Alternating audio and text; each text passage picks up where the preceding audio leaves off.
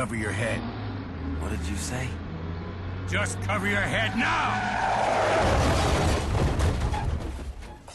Kane and Lynch Dead Men is an ugly, ugly game.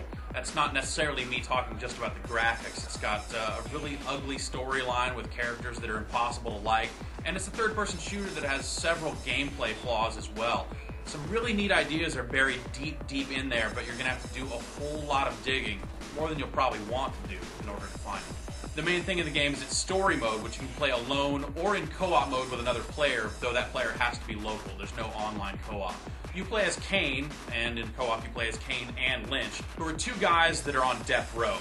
They get broken out, but before they can rejoice, it actually turns out that Lynch is in on the act, breaking Kane out so that he can reunite with this criminal organization called the Seven, who think he's a traitor, who want him to go out and get this money back because they think that he screwed him over and all this other stuff.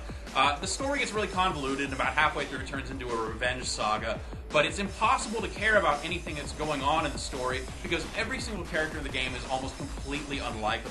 There's no one to root for here, not even in like a cool anti-hero sort of way. You're just left with a bunch of really ugly characters that just become impossible to care about over time. The script certainly doesn't do it any favors. The dialogue's not particularly great, the voice acting's not bad, but really the problem is that every third word out of every character's mouth is the F word. It's not a big problem. The F word, it's great when properly used, but here it's just so done to death. The cutscenes are permeated with it. It just becomes a real crutch and really stands out as just kind of lazy. To give you some kind of indication of this, one of the guys, when responding to your squad commands, his response is just, "F*** you." It's just lazy. But it's not the story and the premise that are going to drive you away from Kane and Lynch Dead Men. The gameplay also has more than its share of flaws.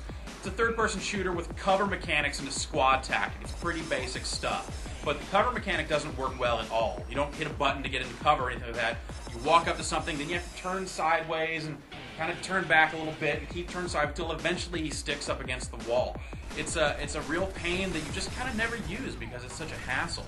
The squad tactics are there, but they don't work very well because the artificial intelligence on both sides of the game is really pretty flawed. Your guys will just get gunned down over and over again if you send them out to do any kind of real dirty work.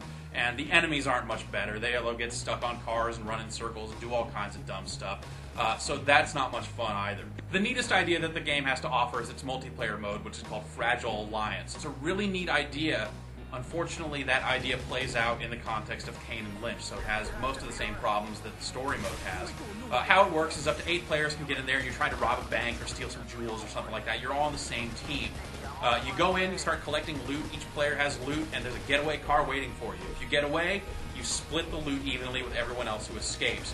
But at any point, someone can try and keep all the money for themselves by turning traitor and shooting down one of the other players. At that point, all the other players want to kill that player, and any dead players respawn as cops, and they can try and take out the traitors or take out the whole heist themselves. It's a really clever idea because you never really know who's going to turn and win.